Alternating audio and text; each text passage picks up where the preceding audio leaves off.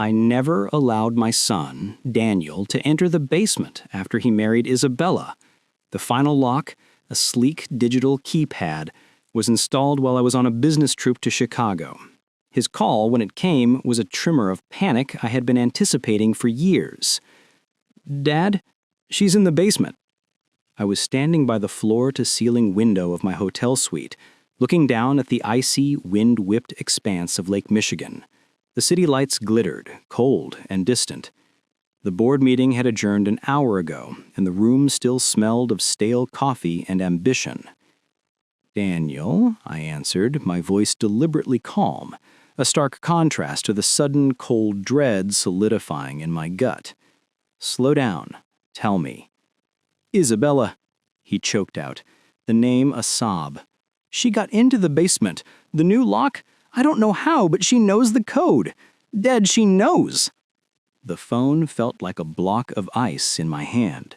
25 years, a quarter of a century of vigilance, of maintaining that quiet, unyielding barrier, a lifetime of protecting what was hidden in the cool, silent earth beneath our home, waiting for a moment of clarity that never seemed to arrive. "What did she see, Daniel?" My voice was low, steady. I had practiced this moment in my mind 1,000 times. "Everything, I think. The filing cabinets are all open, papers are scattered everywhere. She's not just angry, Dad, it's something else. She's screaming things about you, about Mom, about lies and deception." He paused and I could hear her in the background, her voice a shrill, venomous counterpoint to his despair. "She wants to talk to you." "Do not put her on the phone," I commanded, my tone leaving no room for argument. "Daniel, listen to me. Is she still down there?" "No, she's upstairs, pacing. She's on her phone, furiously typing like she's researching something. She looks triumphant." I closed my eyes. At 65, I was a man acquainted with storms. I had navigated corporate takeovers, market crashes, the slow, agonizing theft of a loved one by disease. But this was the tempest I had seen brewing on the horizon since the day Daniel brought Isabella home. This was the hurricane my wife Clara had warned me about even from beyond the grave. The basement had been forbidden territory since Daniel was a boy. First, it was a place of imagined monsters and unsafe stairs. Then, as he grew, it became my private study, a repository for old business files, a place too full of ghosts of his mother for a young heart to bear. None of it was a complete lie, but the full truth was a burden I had carried alone for 15 years. After Clara died, I had spent months down there, a solitary sentinel in the half-light. I had organized a lifetime of love into cold, hard categories. Her clothes, her books, the half-finished canvases that spoke of a talent extinguished too soon. But more importantly, I had organized the documents, the will she had made me swear to uphold, the trusts she had meticulously constructed with her attorney Benjamin Croft in the 6 lucid, painful months before the cancer claimed her final breath. Clara, my brilliant, pragmatic Clara, had always been the strategist, the one who saw the checkmate 5 moves ahead. She had grown up in poverty, had watched her own mother be systematically stripped of every earthly possession by a charming, feckless second husband after her father's untimely death.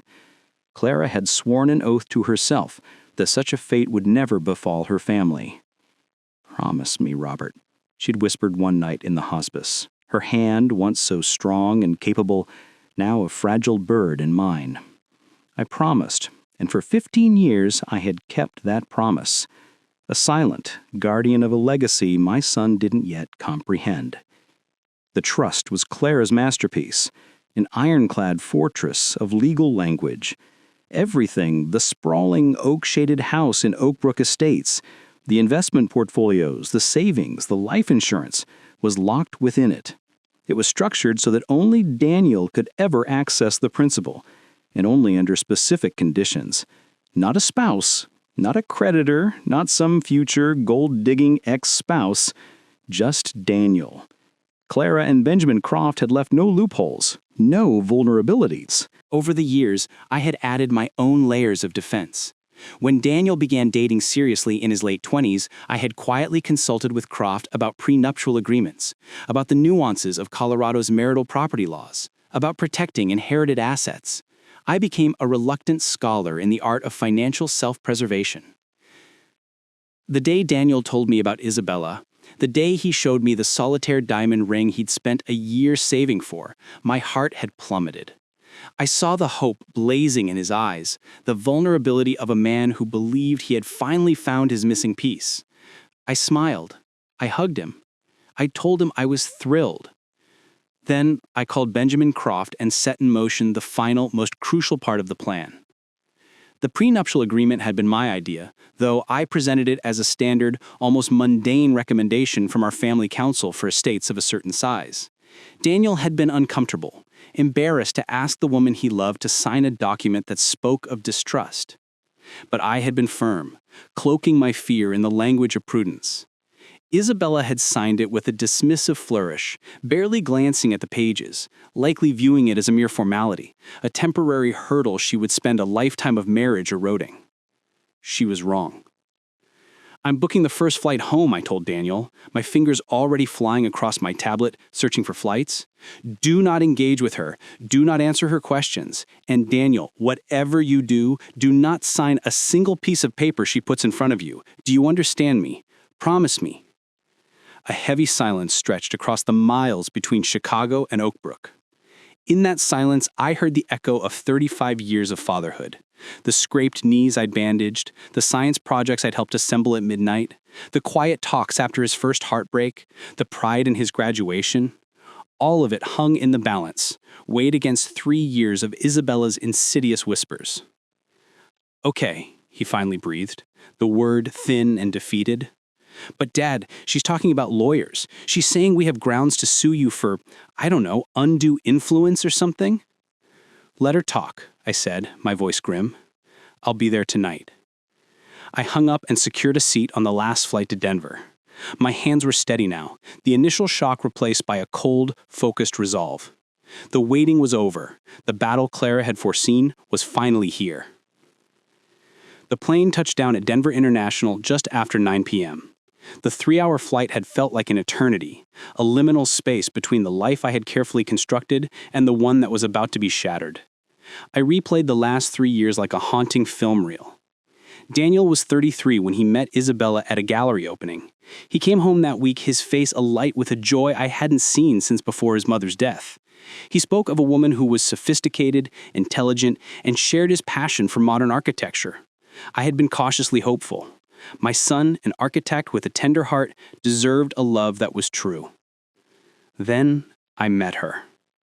Isabella was undeniably stunning, 29 years old with a kind of polished, magazine-cover beauty that spoke of expensive maintenance and meticulous curation.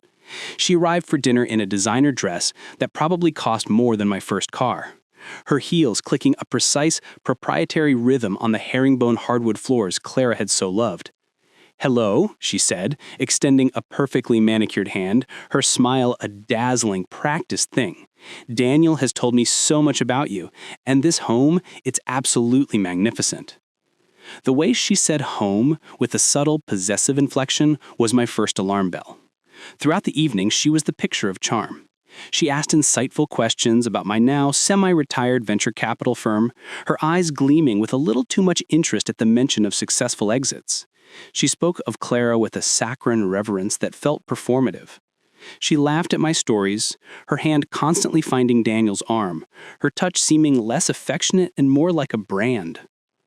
But I watched her eyes. They were never still, constantly inventorying the room, the original Willem de Kooning sketch Clara had found at a flea market, the baccarat crystal on the sideboard, the subtle, rich patina of the antique English furniture. I saw her fingers, when she thought I wasn't looking, trace the edge of a first edition Fitzgerald on the shelf, not with a bibliophile's love, but with an appraiser's cool assessment. After she left, Daniel was euphoric. "Dad, she's the one, I can feel it." I smiled and told him I was happy for him. Inside, every instinct I possessed was screaming. The courtship accelerated. Within 6 months, Isabella began her campaign of subtle suggestions. Daniel, darling, don't you think this kitchen is a tad traditional? I know a brilliant designer who could modernize the entire space, open it up. Or, this house is so large for one person, Robert, it must be lonely. And the upkeep? Daniel and I were thinking if we were to move in, we could take care of everything. It would be so much more practical. She was already inserting herself into the ownership of a house she had no claim to, a house held in a trust she knew nothing about. The house is fine as it is, Daniel, I'd said firmly. Your mother and I chose every detail together. I'm not ready to change that. I saw the flicker of irritation in my son's eyes. Dad, it's been 15 years. Don't you think Mom would want the house to feel alive again? To be functional for a new generation? The manipulation was masterful. He was using the memory of the woman he loved to dismantle the legacy of the woman who loved him. And Daniel, desperate to please this dazzling creature, was blind to it. The suggestions evolved into pointed questions, always filtered through Daniel. Was I thinking of retiring fully? Had I updated my will recently? What were my plans for the future? Every query was a probe, a search for a weakness in the financial armor. When Daniel told me he was going to propose, my soul felt heavy. The ring was a beautiful vintage Art Deco piece that had cost him nearly $10,000. I saw the hope in his eyes, the terrifying vulnerability of a good man in love. I'm happy for you, son, I'd said firmly, my voice thick with an emotion he mistook for joy. The wedding was a lavish affair, orchestrated by Isabella with the precision of a military campaign. A venue that cost $50,000, flowers for $15,000, and a dress for $12,000. Daniel strained under the financial weight, too proud to ask for more help than the $30,000 I gave as a gift. Isabella kissed my cheek and called me generous, but her eyes were flat, calculating. $30,000 was a trinket. The real treasure remained locked away, and she was growing impatient. After the wedding, the campaign intensified. Isabella moved into Daniel's stylish but modest downtown loft. Within months, she declared it suffocating. They needed more space. They needed a garden. They needed to be in Oak Brook Estates. It's just not safe for Robert to be in this big house all alone, she'd say within my earshot. What if he fell? What if he had a medical episode? We should be there. It's what family does. I'd shut it down, each time more firmly. The house is my home, Isabella. When I'm gone, it will be Daniel's, but while I'm breathing, it is my sanctuary. I saw the mask slip then, for just a second, a flash of pure, unadulterated fury before the placid smile snapped back into place. Of course, Robert, I understand. But she changed tactics after that. The pressure on Daniel became more intense, more insidious. I'd overhear her voice a low, persuasive murmur. Your father doesn't trust you, Daniel.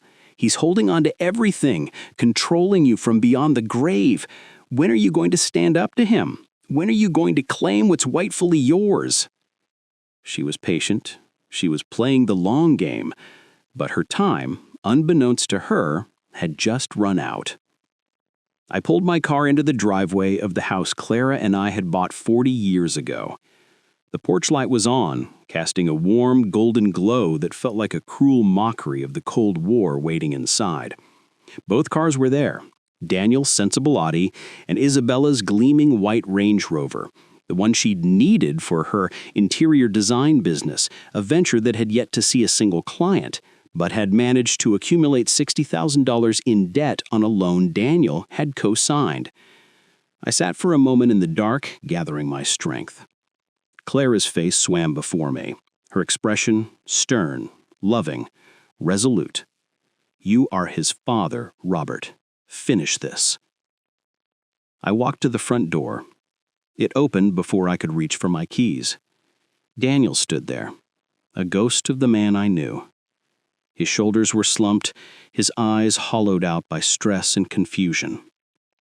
Dad, he said, his voice raspy. Behind him, Isabella appeared. She was dressed in expensive-looking athleisure wear, but her posture was that of a queen holding court. Her beauty was sharpened now, weaponized. "Robert," she said, her voice dripping with false warmth, "we need to talk." I stepped into my home, the air thick with tension. "Yes," I replied, my tone even. "I believe we do." We arranged ourselves in the living room like combatants. I took my worn leather armchair by the fireplace. Daniel perched on the edge of the sofa, a man awaiting his own execution. Isabella sat opposite me, her back ramrod straight. She didn't waste time. "I'm going to be blunt, Robert. I discovered certain documents in the basement today. Documents pertaining to a family trust, estate planning, and legal protections that my husband was kept entirely in the dark about." "Documents concerning our family's security are kept in a secure location," I said. "That is why the basement has always been locked." "Secure from your own son?" Her eyebrow arched delicately. "Or secure from me?" The question hung in the air, toxic and unavoidable. "Both," I said, meeting her gaze without flinching. "The trust was established by Clara before she died. It protects all major assets for Daniel's future, ensuring they remain separate from marital property." Isabella's laugh was a short, brittle sound. "Marital property? You mean you engineered it so I would never have a legal claim to this family's wealth? You've treated me like an adversary from day one."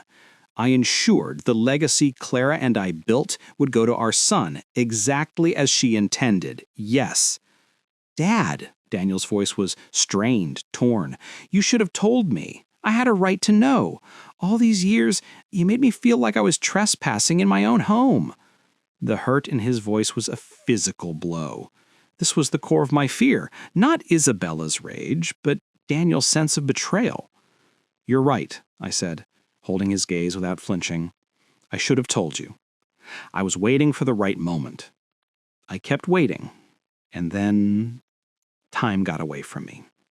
"The right moment," Isabella repeated, her voice laced with mockery. "Or were you waiting to see if I'd leave, hoping your son's marriage would fail so you could maintain your control?" "I was waiting to see your true colors," I said quietly, "and now you've shown them." Her face flushed. "My true colors? I love your son. I've stood by him for 3 years. I've endured your condescension, your coldness, your barely veiled contempt at every family gathering. You have treated me like an intruder from the very beginning." "You are an intruder," I stated flatly. "From the first dinner, you were calculating the value of everything in this room. You've spent 3 years manipulating Daniel, trying to gain access to money that isn't yours and never will be." "That's not true," Daniel protested, but his voice lacked conviction. Isabella turned to him, her expression softening into a mask of wounded devotion. "Daniel, honey, can't you see? Your father has poisoned you against me. He's controlled every aspect of your life. He doesn't think you're capable of making your own decisions." "I can see perfectly well," I interjected. "I can see that 8 months after the wedding, you convinced Daniel to co-sign a loan for a $60,000 car that you drive while he makes the $750 monthly payments." Daniel's head snapped up. "How did you—" "Because I pay attention," I said. "I noticed when you stopped talking about buying a plot of land to build your own home because all your disposable income was suddenly going elsewhere." I turned back to Isabella. "What else did you need, Isabella? The custom-made Italian sofa for the loft, the business-class-only vacation to Tuscany, the constant push to update this house? You were spending money that wasn't yours and scheming to access capital you never earned." I took out my phone. "I spoke with Benjamin Croft today. He confirmed that the prenuptial agreement you signed is completely valid and enforceable." Isabella went very still. "What prenuptial agreement?" "The one you signed 4 days before the wedding. The one that explicitly states, in language a child could understand, that all assets held in the Clara and Robert Miller family trust remain the separate property of Daniel Miller, and that in the event of dissolution of the marriage, neither party has any claim to the other's premarital assets." I watched the realization dawn on her face, the memory of signing that document in a rushed pre-wedding blur. She had been so focused on the prize, she had ignored the fine print on the trapdoor. "You tricked me," she whispered, her voice venomous. "I protected my son. There is a difference." Daniel was staring at us, his face a canvas of confusion and pain. "Isabella, you knew about the prenup. We talked about it. You said it was just a formality." "I thought it was," she cried, her voice rising an octave. "I thought your father was just being cautious. I didn't know he was building a fortress to lock me out of everything." "Everything that was never yours to begin with," I corrected. "The house is held in the trust. The investments are in the trust. My life insurance names Daniel as the sole beneficiary, with the payout going directly into the trust. Even if I died tomorrow, you wouldn't see a penny of it." The silence was absolute. Daniel looked as if I'd struck him. Isabella looked like she wanted to claw my eyes out. "So that's it," she said finally, her voice trembling with suppressed rage. "You've made sure that even if I stay married to your son for 50 years, I'll never be a real part of this family." "You were never trying to be part of this family," I said, my voice low and steady. "You were trying to purchase a lifestyle. I've watched you for 3 years, Isabella. I've watched you subtly isolate Daniel from his old friends. I've watched you create friction between us over trivial matters. I've watched you spend his money with reckless abandon while you contributed nothing." "I contributed nothing?" Her voice became shrill. "I gave up my career aspirations." I interrupted. "You haven't held a job since you were 27. You told Daniel you were building your brand as an interior designer. That was 2 years and 10 months ago. Where are the clients, Isabella? Where is the income?" She opened her mouth, then closed it, her lips pressed into a thin white line. Daniel was looking at her now, really looking, and I could see the scales falling from his eyes, the excuses about networking, the promises of impending contracts, the reasons why she needed just a little more time to get things off the ground. "This is unbelievable," she spat, standing up abruptly. "You've been spying on me, investigating me like I'm a common criminal." "I've been observing someone I suspected was exploiting my son for financial gain, and everything I've witnessed has confirmed that suspicion." She whirled on Daniel. "Are you going to just sit there and let him talk to me like this? I'm your wife." Daniel looked from her enraged face to my calm one. The battle within him was visible, a war between his heart and the dawning ugly truth. "Isabella," he said, his voice barely a whisper, "is it true? Have you even been looking for work?" "I've been building a life with you," she insisted, but a note of desperation had crept in. "Planning our future." "Planning for a future in my house," I interjected. "You've mentioned it no less than 20 times in the past 18 months, how much more sense it would make for you to live here, how I was getting older, how you could manage the property. That's not family concern. That's called positioning yourself to seize control of assets." "You think you're so clever," she hissed at me, then to Daniel, her tone shifting to a plea. "Daniel, please, don't let him do this to us. We can work through this. We can go to counseling. But you have to choose, me or him." It was the ultimatum, the final desperate gambit. Daniel stood up slowly, his movements heavy with a profound weariness. He looked at Isabella, and I could see the last vestiges of his love for her shatter in his eyes. "When we first met, you told me you had just left a high-powered PR firm because you wanted to focus on your true passion, interior design. You said you had savings, that you were independent." "I've been managing our finances for 3 years, Isabella, our joint account. And I just realized sitting here that I have never seen a single deposit from you, not one. You told me last month you'd landed a commercial client, a boutique hotel, that there would be a retainer. Where is that money?" Isabella's face was a mask of defiance. "The deal fell through. The market is volatile." "The deal before that fell through too. And the one before that?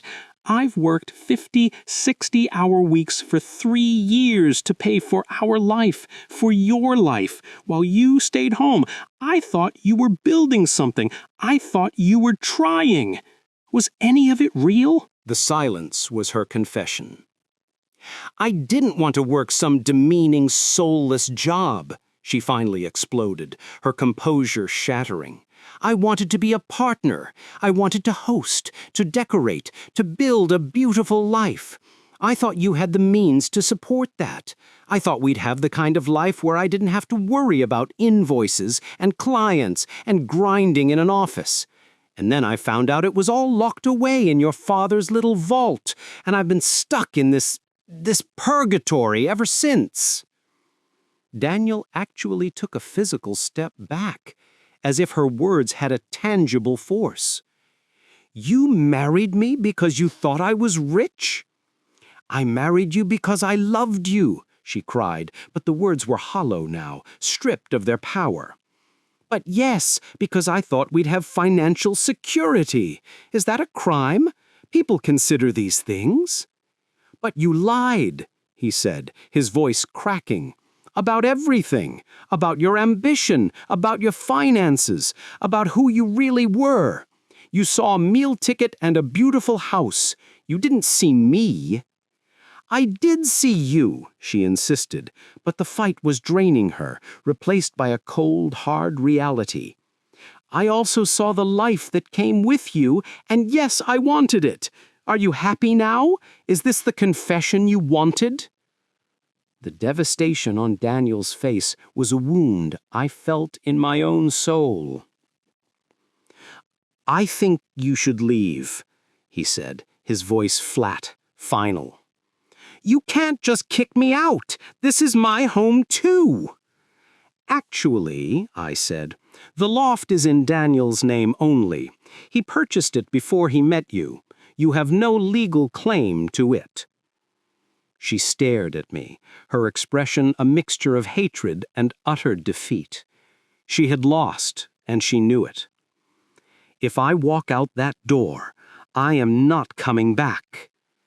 He met her gaze, his own eyes dry and clear for the first night all night. "I know." The sound of her packing was a violent, discordant symphony that echoed through the quiet house. Drawers slammed, closet doors whacked against their stops, her furious footsteps a staccato rhythm of departure. Daniel stood by the large picture window in the living room, staring out into the dark garden, his back to me. I remained in my chair, a silent sentinel. When she finally descended the stairs, she was dragging 2 oversized suitcases.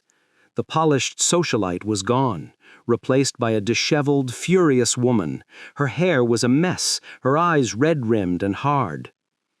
At the front door, she stopped. "Daniel, I need money for a hotel." He turned slowly, his face impassive. He pulled his wallet from his back pocket, counted out 4 $50 bills, and handed them to her. $200. A paltry sum, a symbolic severance. She stared at the cash in her hand as if it were an insult. $200 after 3 years?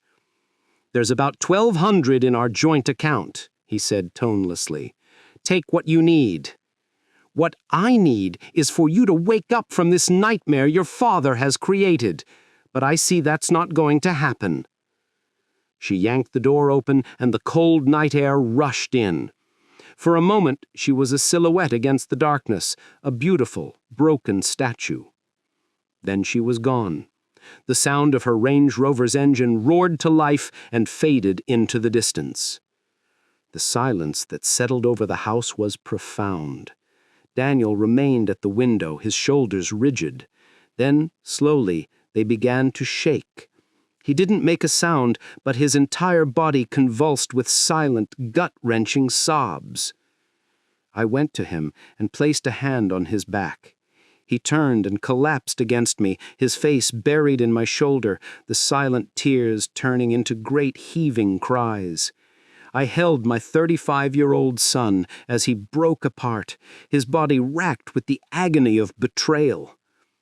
"I'm such a fool," he choked out. "How could I not see it? How could I be so blind?" "You saw what you wanted to see," I said softly, my own eyes stinging. "You saw the woman you loved. There is no shame in that. The shame is hers alone." 3 years, he wept. "Not wasted," I said firmly, holding him tight. "You learned a lesson some people never learn. You learned to see past the surface. You learned what to look for in a person's character, not just their charm. That is not a waste, Daniel. That is wisdom paid for with pain, but priceless nonetheless." He pulled back, wiping his face with the heels of his hands. "You tried to warn me, not in words, but I felt it, and I told myself you were just a jealous old man who couldn't let go." "I am a jealous old man," I admitted with a sad smile. "Jealous of my son's happiness and determined to protect it even from itself." Mom, she knew, didn't she? She set all this up because she knew someone like Isabella would come along. "Your mother knew the world," I said. "She knew its beauty and its treachery, and she loved you enough to armor you against the latter." He took a deep, shuddering breath. "Show me. Show me what's in the basement. I want to know everything, no more secrets." So I led him to the door. The keypad glowed softly in the dim hallway light. I punched in the code, 112862. Clara's birthday, November 28th, 1962. The lock clicked open. The basement was as I had left it, though now the filing cabinets stood open, their contents disturbed by Isabella's frantic search. But it was the other side of the room that caught Daniel's eye, the shelves holding Clara's life. Her books, her art, her collections of sea glass and fossils, the photo albums chronicling our journey together. "You kept all of this," he whispered, his voice full of awe. "This was her sanctuary," I said. "And after she was gone, it became mine. The documents were one thing, but this was the real reason I kept it locked. I wasn't ready to share her. I wasn't ready for it to become just things." He walked to the shelves and picked up a small carved wooden box. Inside was Clara's favorite necklace, a simple silver chain with a single flawed emerald. "She always wore this," he said, his finger tracing the stone. He then moved to the filing cabinet and saw the manila envelope with his name on it, written in Clara's elegant script. "What's this?" "A letter," I said, my throat tight. "She wrote it for you, for when you were ready." With trembling hands, he opened it. He read in silence, his eyes moving rapidly over the pages. I watched as his expression shifted from grief to understanding, and finally to a profound, quiet strength. Tears streamed down his face, but they were different now. Tears of connection, of love, not of despair. When he finished, he looked at me, his eyes clear. "She knew everything. She talks about the trust, about why she did it. She says real love is a partnership of equals, built on shared dreams, not on access to bank accounts." She was the wisest person I've ever known. "I want to honor this," he said, holding up the letter. "Not just the money, but the intention behind it. She didn't want me to be a trust fund baby. She wanted me to be a good man, protected from those who would see me as a wallet. And you are, Daniel. You are that good man." We spent the next few hours in the basement. I showed him the trust documents, the will, the investment statements. He asked questions, and I answered them all with complete honesty. The wall of secrecy between us had crumbled, replaced by a new foundation of trust and shared purpose. It was past midnight when we finally came upstairs. The house felt different, lighter, as if a poison had been purged. "I'm going to stay here tonight," Daniel said, "in my old room, if that's okay." "It's your home, son. It's always been your home." The months that followed were a time of slow, steady healing. The divorce proceedings, thanks to Clara's foresight and the prenup, were a formality. Isabella, after a few initial venomous legal threats, accepted a modest settlement and disappeared from our lives.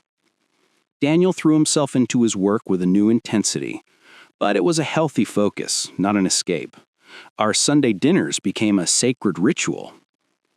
One evening, about 6 months after Isabella's departure, Daniel arrived with a bottle of expensive Burgundy and a determined look in his eye. "I've been thinking about the trust, about what Mom would have wanted," he said, as we sat down to eat. "She wanted you to be secure, to have choices." "I know," he said, "and because of her, because of you, I do. But I've built my own security, Dad. My architecture firm is doing well. I have my own savings, my own retirement plan. I don't need the trust to survive." "What are you saying?" "I'm saying I want the money to do what Mom would have done with it. I want it to mean something." He leaned forward, his eyes alight with a passion I hadn't seen in years. "What if we use the bulk of the trust to establish a foundation? The Clara Miller Foundation.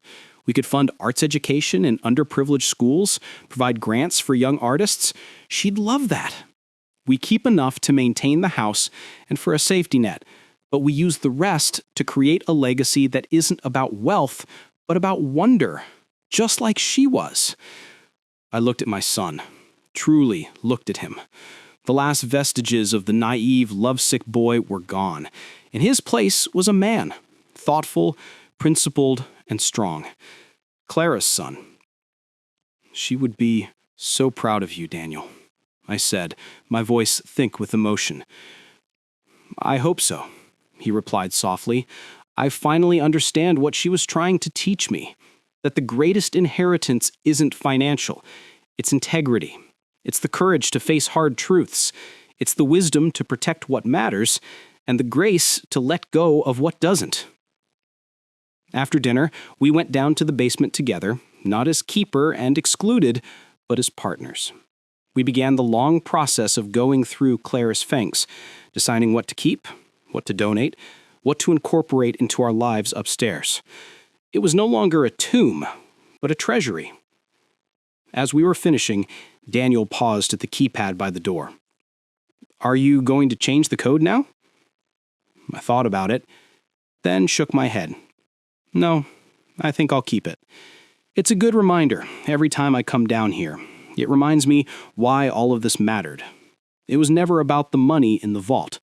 It was about the love that built it." We walked upstairs together, the door clicking shut softly behind us. The house was quiet, filled only with the peaceful silence of a storm that had finally passed. The vault, beneath the oak, was secure, but its true purpose had been served.